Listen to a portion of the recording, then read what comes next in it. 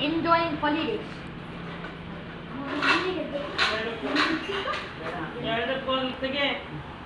ಅಮ್ಮನೂ ಯಾರು ಅಮ್ಮಲ್ಲಿ ಹೇಳಿದ್ದು ನಮಗೆ ಖರ್ಚು ಕದ್ಬೇಡ್ವೆ ಅವ್ರದ್ದು ಮಾಡೋ ನಮ್ದು ಮಾಡೋ ಇಲ್ಲ ನಮ್ಗೆ ಭಾರಿ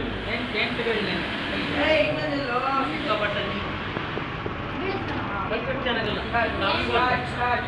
ಅದು ಅಮ್ಮ ಮಕ್ಕಳು